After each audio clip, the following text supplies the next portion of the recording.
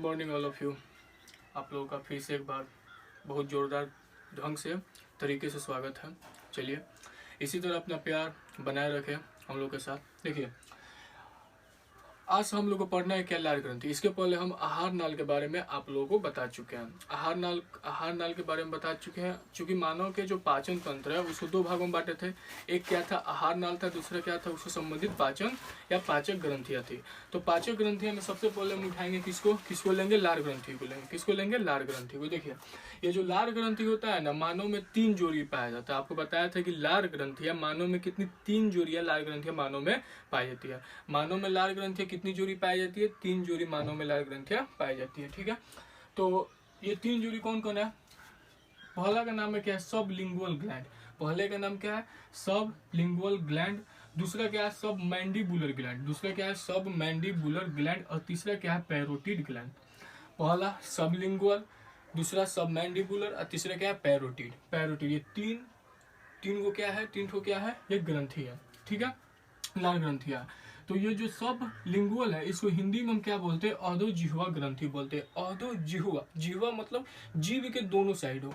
ये जो सब लिंगुअल होता है इसको हिंदी में बोलते हैं अधोजिह्वा। अधोजिह्वा मतलब जीभ के, ये जो सब लिंगुअल है जीभ के क्या होता है, दोनों साइड में होता है। जीभ क्या होता है, दोनों साइड में होता है।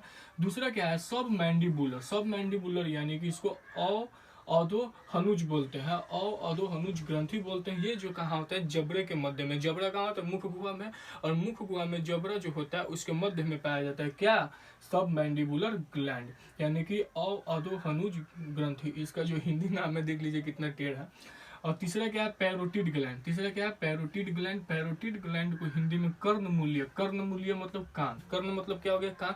तो यहाँ से पैरोटिड के साथ साथ अगर इसका हिंदी अगर हमको मालूम रहेगा कर्णमूल्य, इसका मतलब हो गया क्या, कानों के कर्ण यानी कान के इधर उधर पाया जाता है। कहाँ, तो जो पैरोटिड ग्लैंड है वो कान के नीचे पाया जाता है। इसी कारण इसका नाम क्या पड़ा है, कर्णमूल्य ग्रंथि पड़ा है। ठीक है, तो मनुष्य में 3 जोड़ी लार ग्रंथियां पाई जाती है।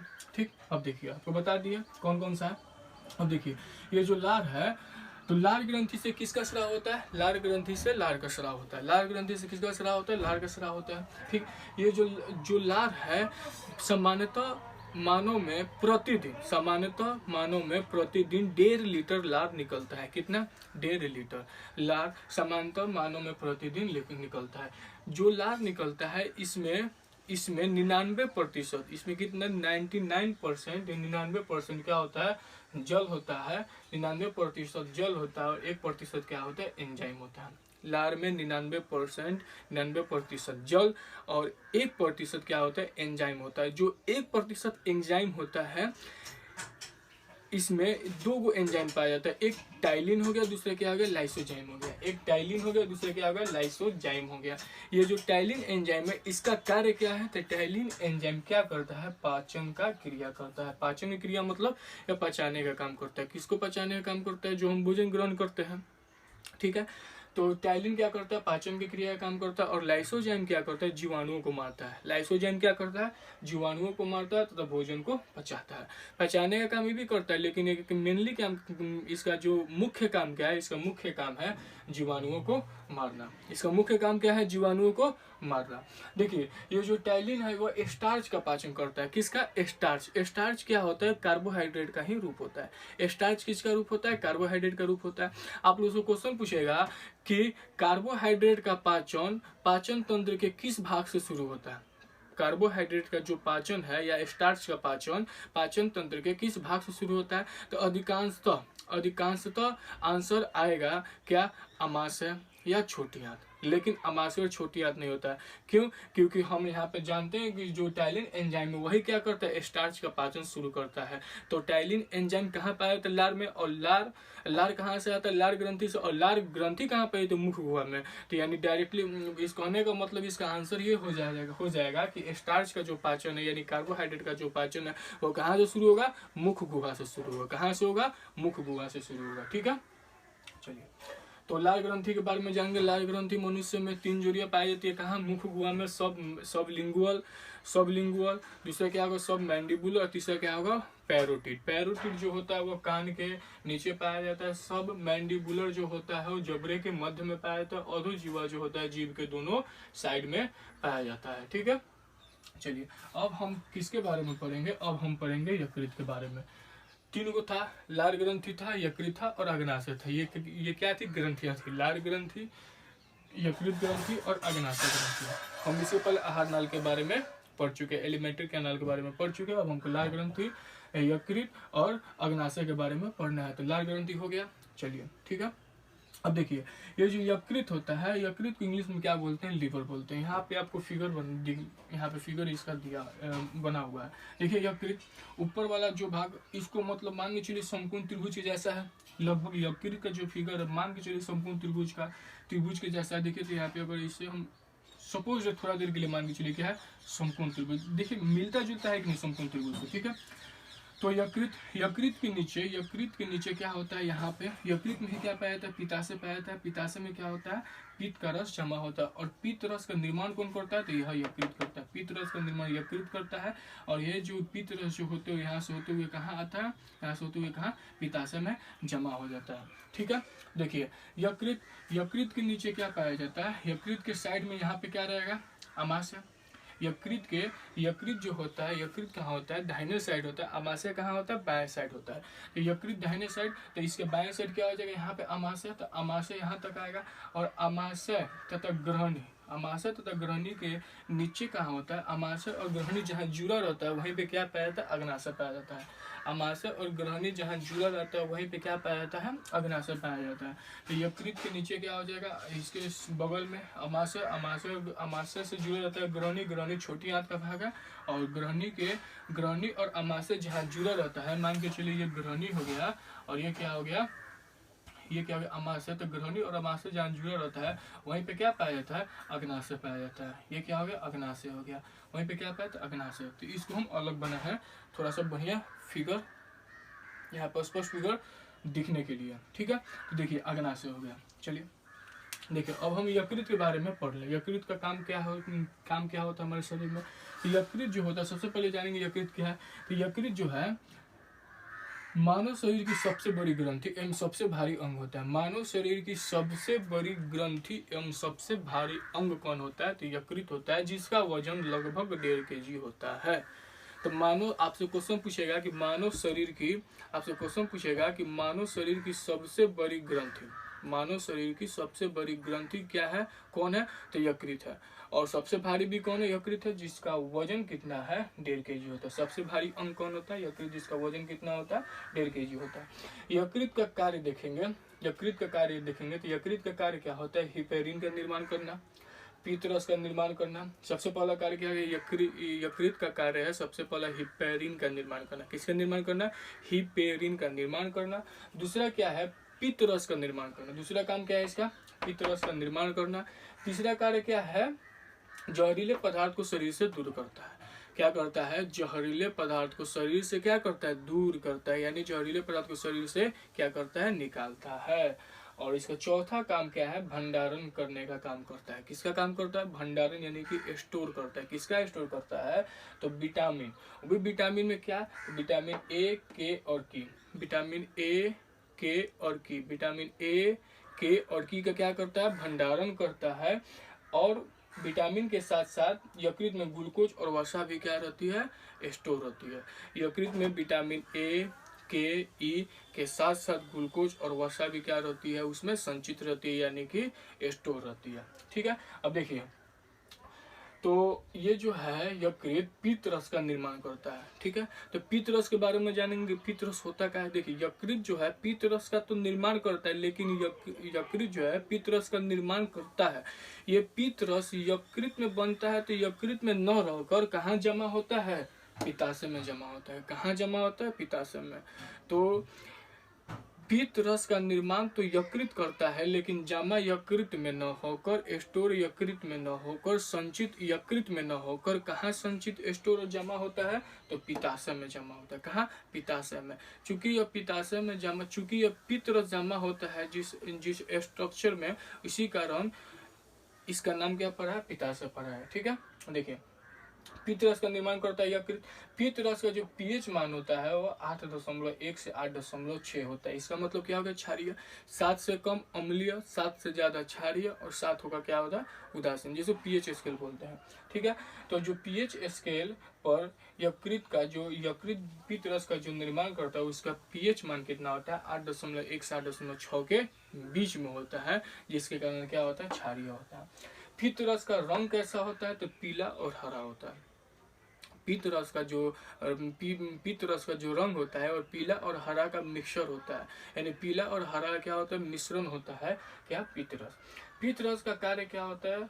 पित्त रस का कार्य क्या होता है? तो यह वसा का पायसीकरण करता है।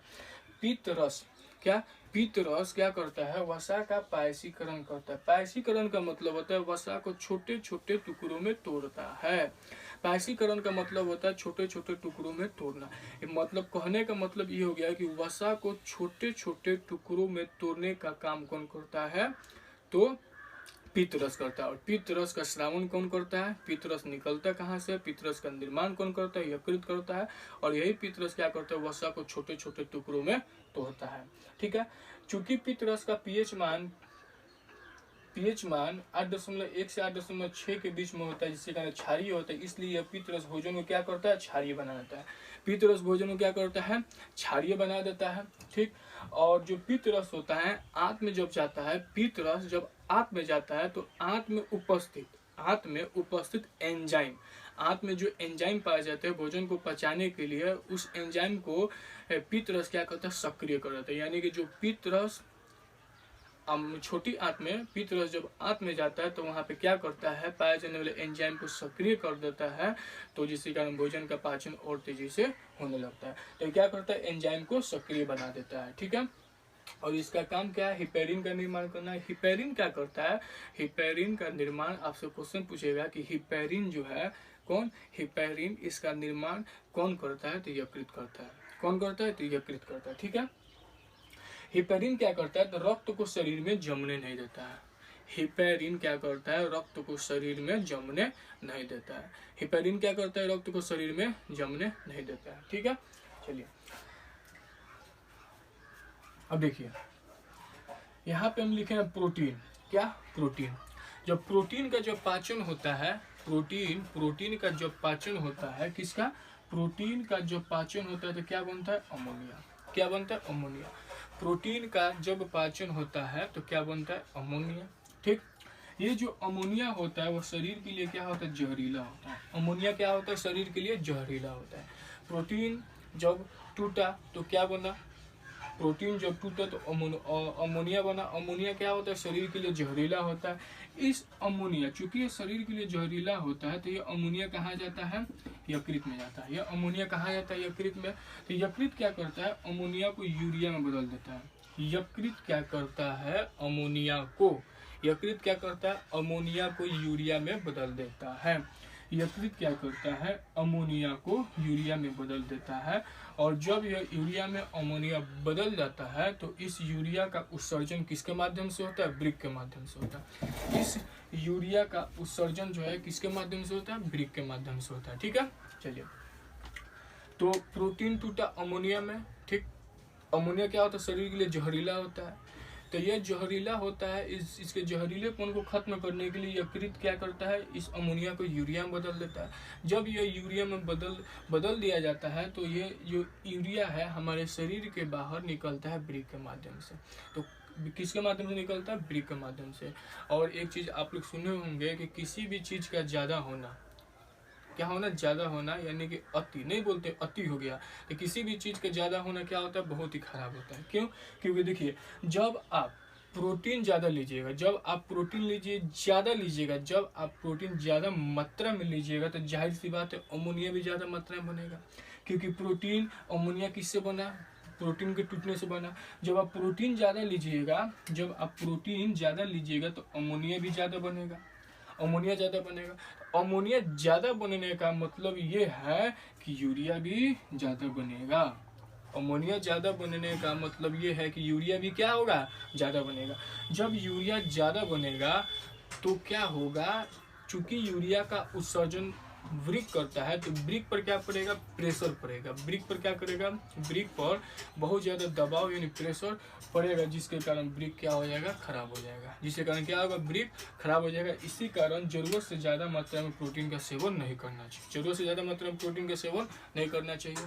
ठीक है, चलिए तो हम आपको बता दिए लाल ग्रंथि, यकृत के बारे में बता दिए। लाल ग्रंथि मनुष्य में 3 जोड़ी पाई जाती है, सब मैंडिबुलर, सब लिंगुअल और पैरोटिड। ठीक है, लार में जो होता है 99%, लार ग्रंथि से जो लार निकलता है उसमें 99% जल होता है, 1% एंजाइम पाया जाता है। उस 1% एंजाइम में 2 एंजाइम पाया जाता है, टैलिन और लाइसोजाइम। टैलिन क्या करता है, स्टार्च का पाचन करता है। ठीक है, और जो लाइसोजाइम होता है क्या करता है, जीवाणुओं को मारता है तथा भोजन का पाचन करता है। ठीक है, लाल ग्रंथि हो गया। अब हमको क्या करना है, यकृत आपको बता दिया है, थोड़ा सा रिवीजन करा दे रहा है। यकृत क्या होता है, मानव शरीर की सबसे बड़ी ग्रंथि एवं सबसे भारी अंग होता है, जिसका वजन 1.5 kg होता है। यह क्या करता है, यकृत पित्त रस का निर्माण करता है। ये जो पित्त रस होता है इसका pH मान 8.1 से 8.6 होता है। चूंकि क्षारीय होता है तो इसी कारण भोजन में क्या करता है, क्षारीय बना देता है। भोजन में क्या करता है, क्षारीय बनाता है। और ये जो पित्त रस है जब आंत में जाता है तो आंत में पाए जाने वाले एंजाइम को क्या करता है, सक्रिय बना देता है। आंत में पाए जाने वाले एंजाइम को क्या करता है, सक्रिय बना देता है। और यह पित्त रस वसा का पायसीकरण करता है। तो क्वेश्चन पूछेगा कि वसा का पायसीकरण कौन करता है, यानी वसा को छोटे छोटे टुकड़ों में कौन तोड़ता है। पायसीकरण का मतलब होता है छोटे छोटे टुकड़ों में तोड़ना। तो वसा का पायसीकरण कौन करता है, तो पित्त रस करता है। यकृत का एक और काम क्या है, हेपेरिन का निर्माण करना। हेपेरिन का हमारे शरीर में क्या काम होता है, ये रक्त को शरीर में जमने नहीं देता है। रक्त को शरीर में क्या करता है, जमने नहीं देता है। और क्या करता है, यकृत जहरीले पदार्थ को शरीर से दूर करता है तथा कुछ पदार्थों को शरीर में स्टोर करता है, संचित करता है, जैसे विटामिन ए, के, ई और क्या ग्लूकोज और वसा का क्या करता है, स्टोर करता है। ग्लूकोज और वसा को क्या करता है, स्टोर करता है। ठीक, हमारे अगर प्रोटीन जब टूटता है, प्रोटीन का पाचन होता है तो क्या बनता है, अमोनिया को यूरिया में बदलता है कौन अमोनिया को यूरिया में बदलता है कौन, यकृत। और अमोनिया को यूरिया में बदलता है यकृत। और ये जो यूरिया हमारे शरीर के बाहर उत्सर्जित कर दिया जाता है ब्रिक के माध्यम से। जब ज़्यादा प्रोटीन लीजिएगा तो अमोनिया ज़्यादा बनेगा, जब अमोनिया ज़्यादा बनेगा तो यूरिया ज़्यादा बनेगा, जिससे कारण ब्रिक पर प्रेशर पड़ेगा और ब्रिक क्या होता है, खराब हो जाता है।